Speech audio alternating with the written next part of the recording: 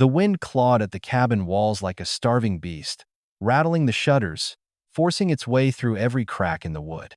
Elias Ward pressed his shoulder against the swollen door until the latch dropped into place. The storm outside was the kind that buried cattle whole and froze men stiff where they stood. He had learned long ago that the best answer to such nights was silence, and the steady burn of the stove. He threw 2 more logs into the fire, the glow painting his rough hands in orange. The cabin smelled of smoke and cold iron, the smell of a place that had forgotten laughter. The second chair by the table remained empty, the one he never touched, the one that carried ghosts. Then it came. A knock so faint at first, he thought it was the stove creaking. Another, sharper, like bone against wood. Elias froze, breath held. No one came this far into the ravine unless something was wrong. He lifted the rifle from its place by the wall, the weight familiar, and moved toward the door. The knock came again, slower, weaker. He pulled the latch. A blast of icy wind shoved in, carrying with it 3 shadows huddled close together. 3 young women stood on his porch, their shawls crusted with frost, dresses torn, lips cracked and bleeding. Their eyes locked on his dark, desperate, refusing to fall though their bodies shook like leaves in a gale. The tallest one stepped forward, voice scraping out of a throat frozen raw. "Please, don't leave us to die out here." Elias's grip on the rifle tightened. The storm roared, and for the first time in years, the emptiness inside his cabin trembled. For a heartbeat, Elias stood frozen in the doorway, the rifle steady in his hands, the storm clawing at his back. 3 pairs of eyes stared at him, hollow with exhaustion yet burning with a defiance he couldn't name. He had seen men beg, seen soldiers crawl for mercy, but this was different. These women did not beg for pity. They clung to life itself. His instincts screamed caution. Apache girls. To shelter them meant questions, suspicion, maybe even a noose if the wrong men found out. He had spent years burying trouble, locking it out like the winter wind. Yet here it was, knocking at his door with frostbitten fingers. The tallest one swayed, catching her sister's arm before she fell. The smallest whispered something he couldn't understand, her lips blue, her breath a thin cloud against the black night. Elias lowered the rifle. His chest tightened in a way it hadn't for years. He stepped back from the threshold. Inside, before the storm takes you. They stumbled past him, the cold clinging to their ragged dresses. He shut the door hard against the wind, the sound echoing like a verdict. By the fire, they collapsed together, trembling. Elias fetched blankets from the trunk rough wool, worn thin but warmer than death, and dropped them over their shoulders. Steam rose as snow melted from their hair. He poured hot water into a tin cup, set it near them without a word. They reached for it with shaking hands, passing it carefully among themselves as though it were treasure. Elias stood in the shadows, rifle still in his grip, watching. His cabin, long silent, now breathed with foreign voices, fragile and uncertain. For the first time in years, he wasn't sure if he'd just saved lives or invited ruin. Morning crept slow through the cracks of the shutters, turning the frost on the window into a sheet of dull silver. Elias woke to the sound of movement, a sound he hadn't heard in years. Not the groan of timber or the crack of firewood, but the soft shuffle of bare feet across the floor. He sat up on the cot, the rifle resting where it always did, and watched.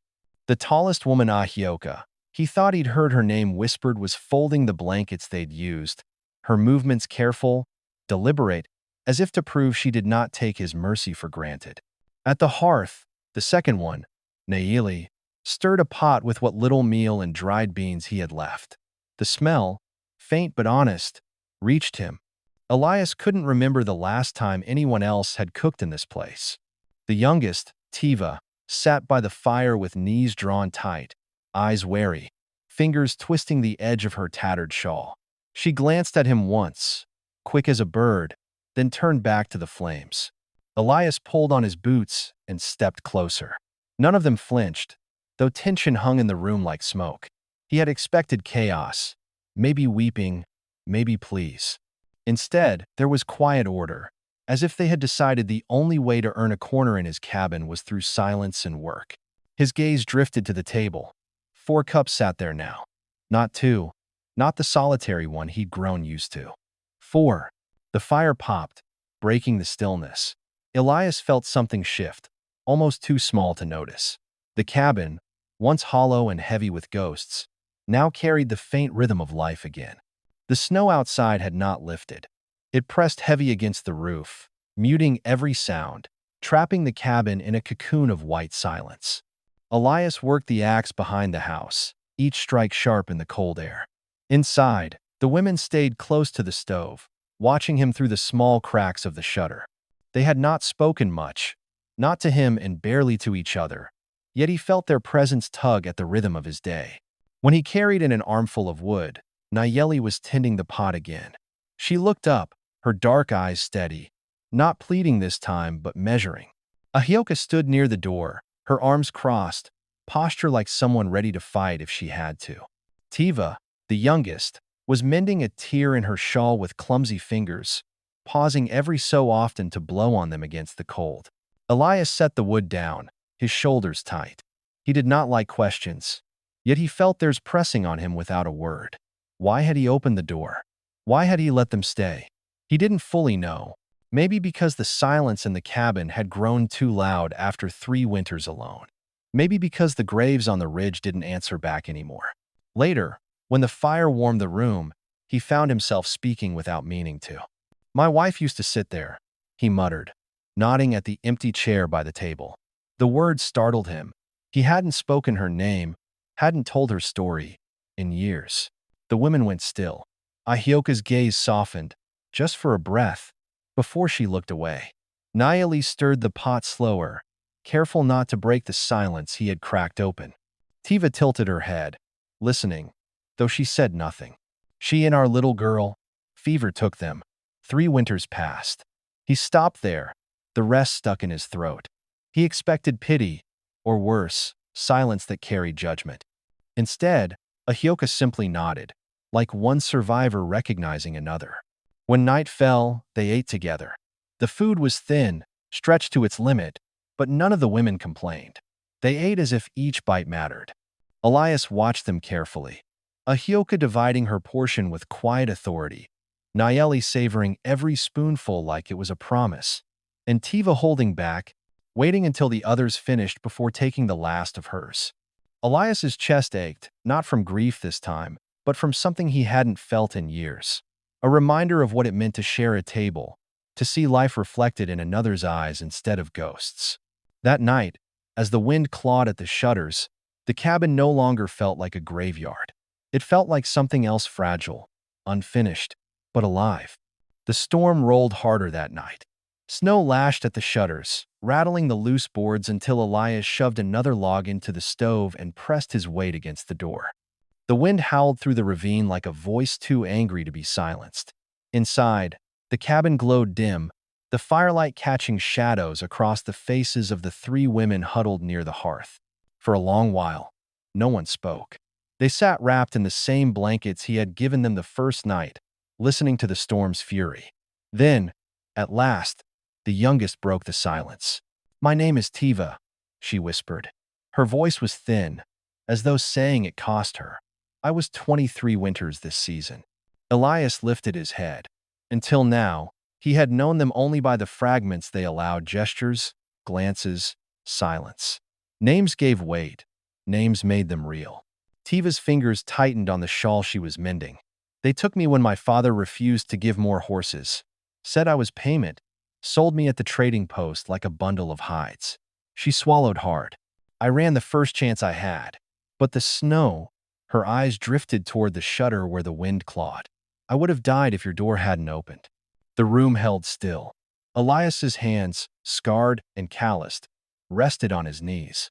He didn't offer pity. He knew too well how words could wound deeper than silence.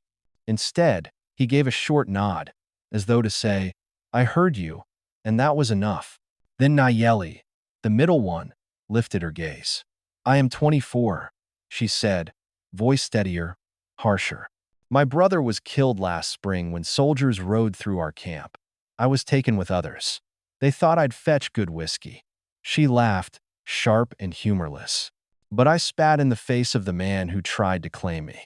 He beat me, tied me like cattle, left me in the cold to break.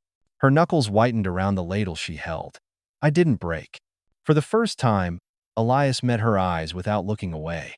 What he saw there was not just defiance, it was the same fire that had kept him alive through winters alone, when grief had tried to bury him in silence.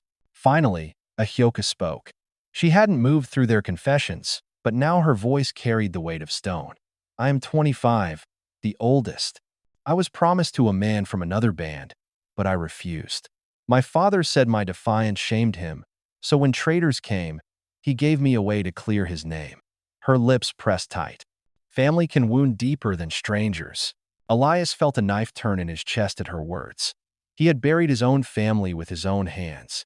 But to be cast aside alive, that was a different kind of grave. The fire cracked, throwing sparks against the stovepipe. Outside, the storm roared, but inside, something else took root. 3 women, broken by betrayal, bound together by survival, had laid pieces of their truth on the wooden floor of his cabin. Elias stood, slow, joints stiff. He poured water into the kettle, set it on the stove, then spoke at last. You'll eat here. You'll sleep here. Until the thaw comes. His voice was rough, but steady. The women didn't thank him, not with words. They didn't need to. In the way their shoulders eased, in the way Tiva's hands stopped trembling, in the way Nayeli finally released the ladle, gratitude was clear. Elias sat back, watching the fire settle low. The storm would pass, but something told him the decision he made tonight would not. For the first time in years, he was no longer just a man waiting out the winter. He was keeper of 3 lives, and maybe, if fate allowed, a chance at his own salvation. The storm eased by morning, leaving the world buried under a silence so deep it pressed on the ears. The ravine lay cloaked in white, the trees heavy with ice, the trail erased by night's fury. Elias pushed open the cabin door, the wood groaning against a drift nearly to his knees. Cold air knifed inside, biting at his lungs, but he stepped out anyway. Habit drove him, checking the stock, cutting paths, searching the ridge for anything that didn't belong. Behind him, the 3 women lingered in the doorway. Ahyoka's arms folded tight, Nayeli with her chin lifted as if daring the world to test her, and Tiva clutching her shawl close, eyes wide as if the snow itself might rise against them. Elias scanned the slope. At first, all he saw was untouched white, smooth and clean. But then, beyond the frozen creek, he caught at indentations, faint but clear to a man who had tracked deer and raiders both. Hoof prints. Not old enough to be harmless. Not fresh enough to be forgotten. He crouched low, gloved hand brushing the snow. A rider. Maybe 2. The storm had softened their edges, but they cut a line straight toward the ridge above his land. His jaw tightened. Whoever they were, they had come close. Too close. When he returned, snow caking his boots, the women saw his face and fell silent. He didn't tell them everything, not yet. But Ahyoka stepped forward, voice quiet, steady. They're looking, she said. Not a question. A statement carved from certainty. Elias dropped the axe by the door and leaned against the frame. Could be hunters, he said, though his voice lacked conviction. Could be trappers passing through. Nayeli's laugh was sharp, humorless. Trappers don't ride that near to cabins unless they want something inside. Tiva shivered, pulling the blanket tighter. They followed us, she whispered. I told you they would. The stove hissed, the pot on top bubbling low, filling the room with steam that didn't ease the chill in their bones. Elias sat at the table, his rifle laid across his lap. He stared at the grain of the wood, the scars left by years of use, before he spoke. You'll stay inside. If they come, you don't open the door. You take the rifle if I'm not here. Nayeli's head snapped toward him. You think we'll hide while you stand alone? No. Her defiance struck a chord in him. One part anger, one part reluctant respect. He remembered his wife's fire, the way she'd once spoken to him with the same steel. For a moment, grief threatened to choke him. But when he looked back at Nayeli, he only saw a survivor unwilling to bend. Ahyoka placed a hand on her sister's arm. He is right. We cannot fight them all head on. She turned to Elias. But we also will not be cattle pinned in.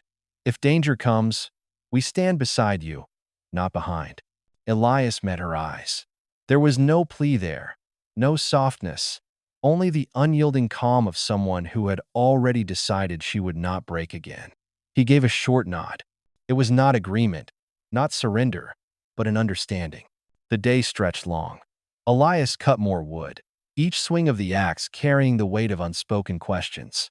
Inside, the women worked quietly mending, cleaning, rationing what little food remained. But every so often, their eyes drifted to the window, scanning the white silence for shapes that didn't belong. By dusk, Elias had set snares along the ridge and checked the corral twice. The horses stamped nervously, their breath steaming in the freezing air. Animals felt things men missed. It made his skin itch with unease. That night, the cabin held no peace. The fire burned low, but none of them slept deeply. Every creak of timber, every whistle of wind, sounded like boots on snow. Elias lay on his cot, rifle across his chest, staring at the rafters.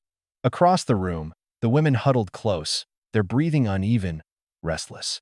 Then, just before dawn, it came the distant echo of hooves, muffled but unmistakable, a sound that did not belong in the frozen silence. Elias rose slow, steady, and the women followed him with their eyes, waiting for the words he hadn't spoken yet but that all of them already knew. The storm had hidden them once. It would not hide them again. The sound came first low, steady, too heavy to be any deer or stray coyote. Hoofs. Elias felt it through the floorboards before the others heard it. He was already on his feet, rifle in hand, by the time Nayeli whispered, "They're here."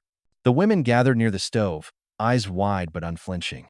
Ahioka stepped forward, calm as stone, while Tiva clutched the blanket so tight her knuckles whitened. Elias raised a hand, not for silence they had given him that already, but for stillness. Every breath mattered now. Through the slit of the shutter, he saw them, two riders, dark shapes against the pale morning snow. Their coats hung stiff with frost, rifles slung across their saddles, horses stamping restless in the cold. They weren't moving fast. They weren't hiding either. Men who thought they had the right to approach any door they pleased. Elias's jaw tightened. He had seen their kind before: traitors, raiders, men who carried law only when it served them. He set the rifle across the window ledge, watching as the riders dismounted and tied their horses near the edge of the corral. One of them kicked snow from his boots with a swagger that told Elias all he needed to know. The knock came, sharp and bold, rattling the half-frozen wood. "Cabin's warm, ain't it?" A voice called. "Got room for neighbors?" No one moved. The fire crackled. Elias stood just inside the door, rifle raised, every muscle taut. He didn't answer. Out here, words were as good as bargains, and he had none to give. The second knock was harder. "We saw tracks lead this way. A woman's feet. Maybe more. You hiding what ain't yours, rancher?" Behind him, Tiva sucked in a sharp breath. Nayeli laid a hand on her shoulder, grounding her, though her own eyes burned with defiance. Ahioka's gaze stayed fixed on Elias, as though to say, "Do not falter now." Elias finally spoke, his voice low, measured. "This cabin's mine. Nothing inside it belongs to you." Outside, the men laughed, harsh and hollow. "World don't work that way. Everything's got a price, even what's breathing under your roof." The words twisted in Elias's gut. He thought of the graves on the ridge, the faces he'd lost, the silence he had endured. He would not let these men carve more ghosts into his land. He glanced once at the women, 3 lives clinging to the fragile hope of this cabin. Then he set his decision like stone. "You step past that door," he said, voice carrying through the wood, "and you'll pay your price in blood." For a moment, the only sound was the wind biting against the shutters. Then boots crunched in the snow, moving closer. Inside, Elias motioned quickly. He handed the rifle's twin an older carbine to Ahioka. Her hands closed around it without hesitation, movement steady, practiced. Nayeli seized the axe from beside the woodpile, testing its weight. Even Tiva, though trembling, took up the iron poker from the stove, her jaw tight with resolve. Elias almost felt a grim smile touch his lips. They were no helpless shadows. They had been forced into chains, yes, but none of them had broken. Outside, one of the men spat, then shouldered his way against the door. The wood shuddered but held. Elias braced it with his shoulder, barrel aimed dead center at the crack. "Last chance," he growled. "Turn back." The man's laugh died half-formed when he heard the click of the hammer pulled back. Even through the storm's howl, that sound was final. Silence fell again, heavy, unbroken. Then came retreating footsteps, slow and bitter. The riders mounted, curses carried on the wind as they turned back toward the ridge. Elias held his stance until the sound of hooves faded into the snow.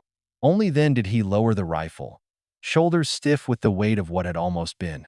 Inside, the women exhaled as one. Relief, yes, but not safety. Ahioka set the carbine down with care, her eyes meeting his. "They'll come back," she said quietly. "Men like that don't let go." Elias nodded once. He knew she was right. This was no longer just his fight against silence and winter.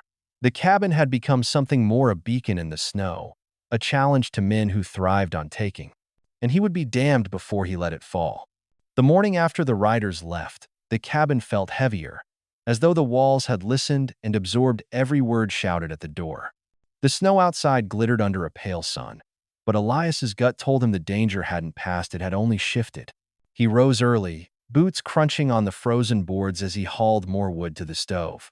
When he turned, Ahioka was already awake, tying her long hair back with a strip of leather.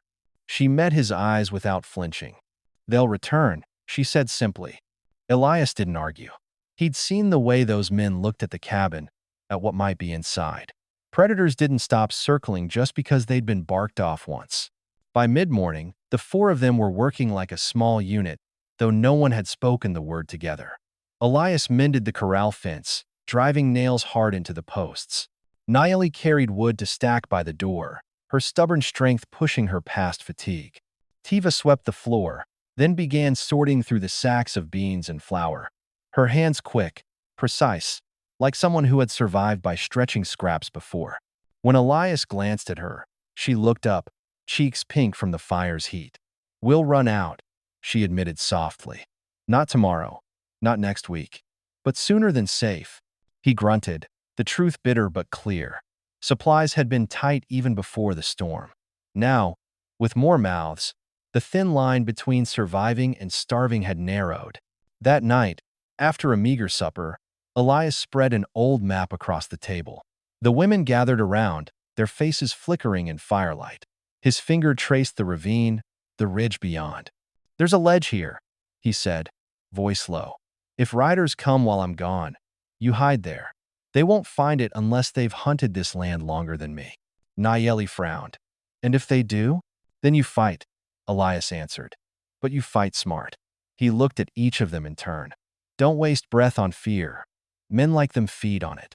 Ahioka's expression was unreadable, but her hand rested briefly on his arm, a gesture not of affection, but of respect.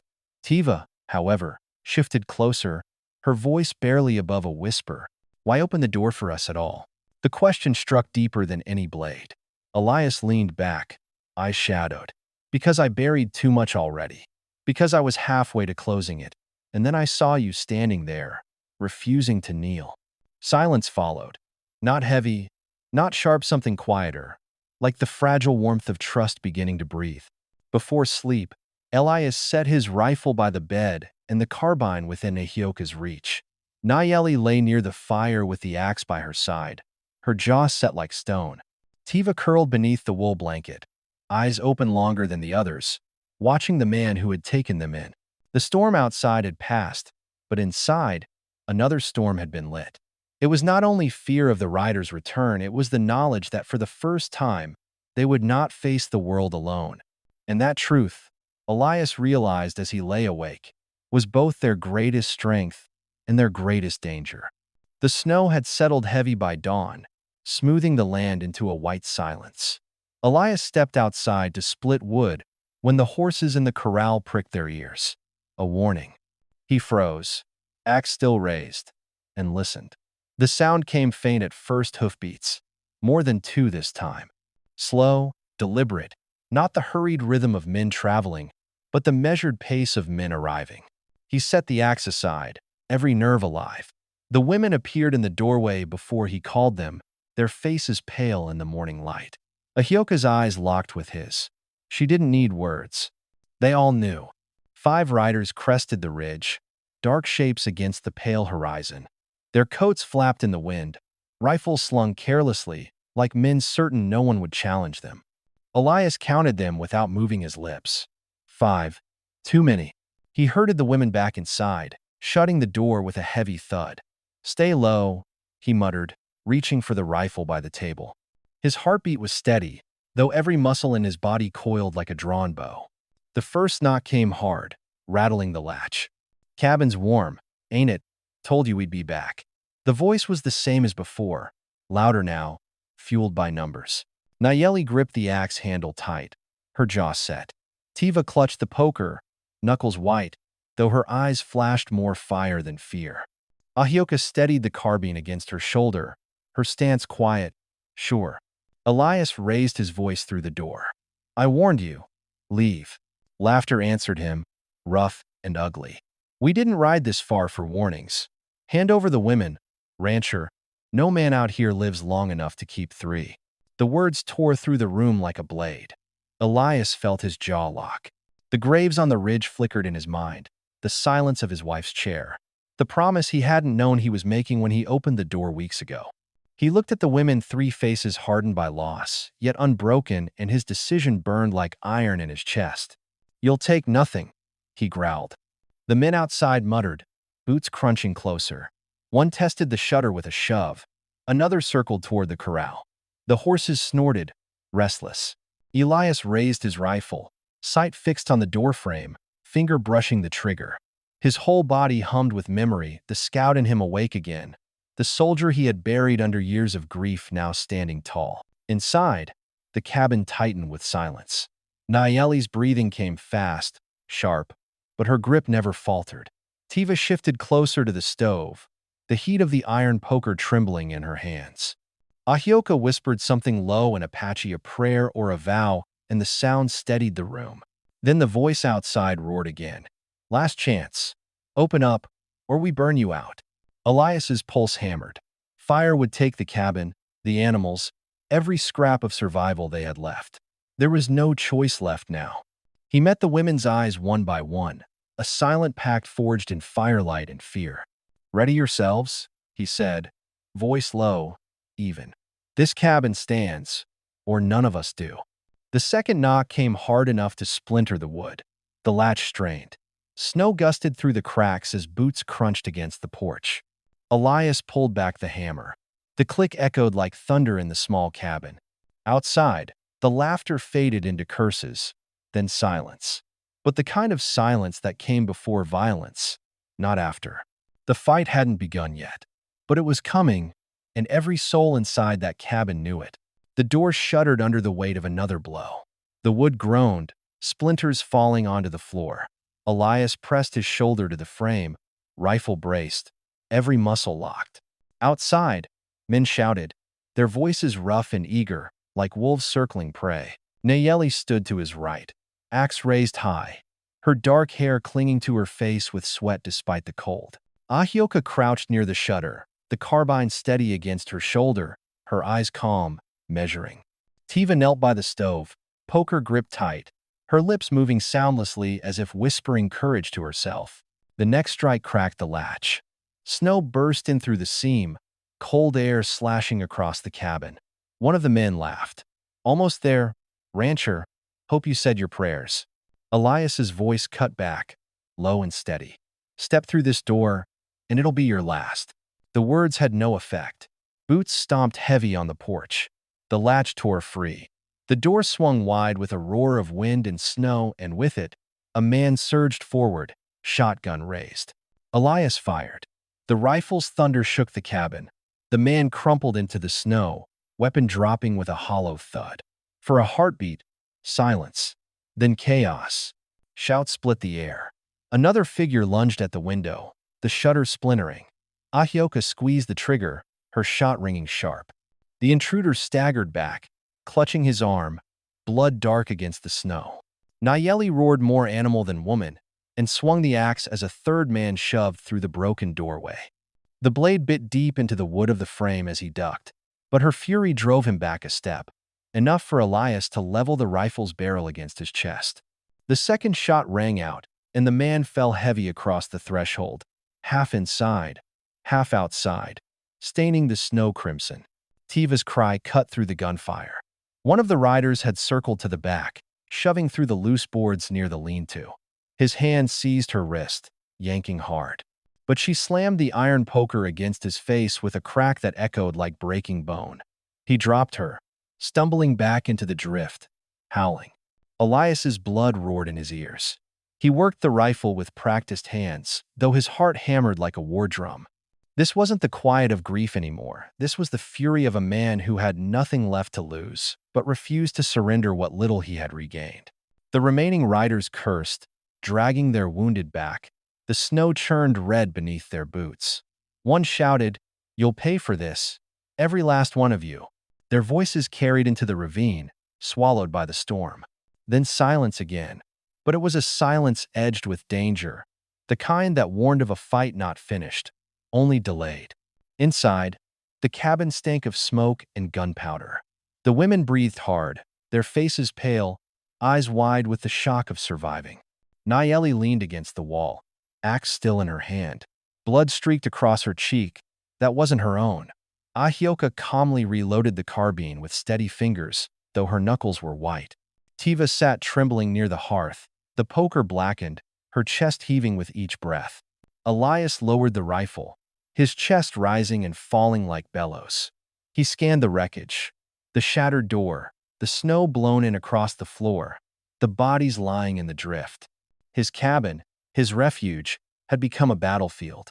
He met their eyes one by one. "It's not over," he said, voice rough but steady. "They'll come back, and not just 2 or 5 next time. More. Men like that never forget." Ahioka nodded, her face carved with calm resolve. "Then we prepare. Together." For the first time, Elias didn't feel the weight of being alone.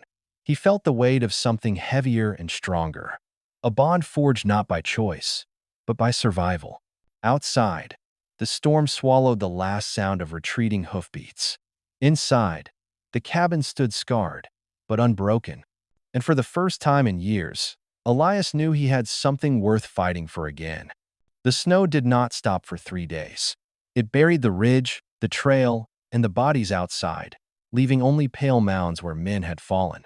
Elias repaired the door with planks from the shed, hammer ringing steady while the women cleared the floor, scrubbed the blood, and swept the snow back into the storm. When the work was done, the cabin no longer felt like a battlefield.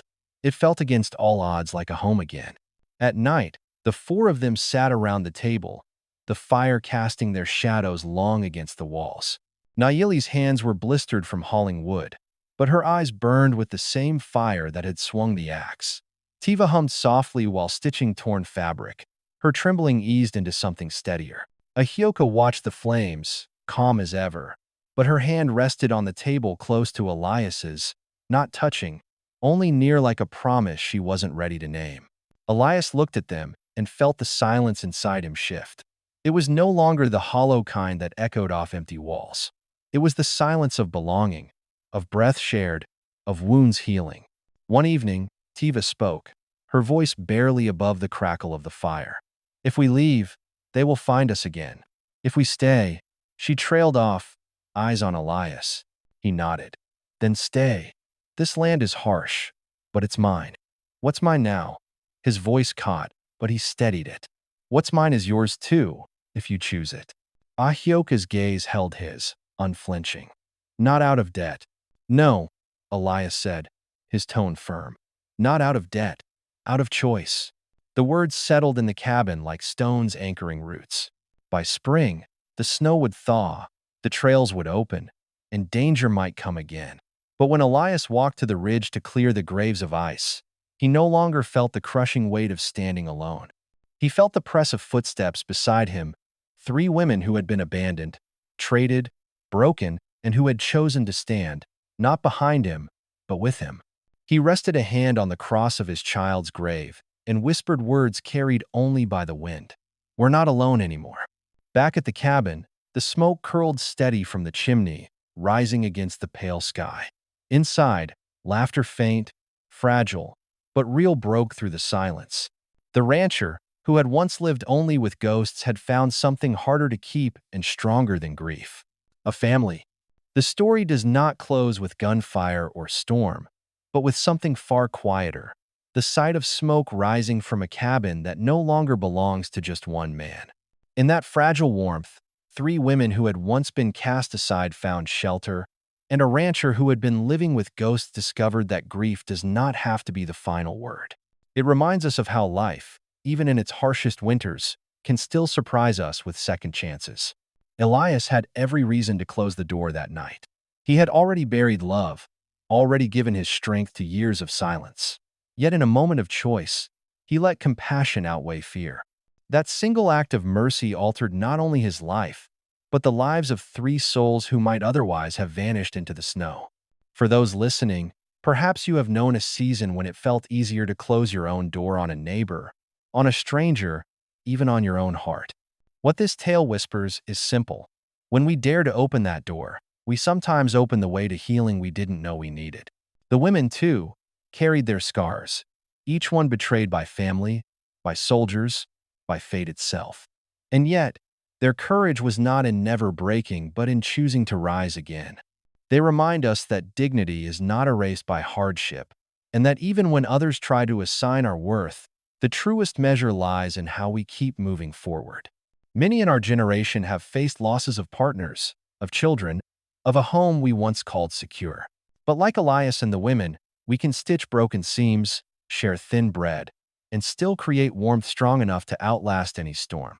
So as you sit with this story tonight, ask yourself, what doors in your own life might still be waiting to open? What silence could be lifted if you dared to let someone else step inside? The frontier may be gone, but the need for courage, mercy, and chosen family is timeless. And if this story touched your heart, consider sharing it with someone who needs reminding that winter is never the end. Pass along the warmth, leave a kind word, or support this channel with a like, a share, and a subscription, because stories like these are meant to be carried forward, one heart at a time.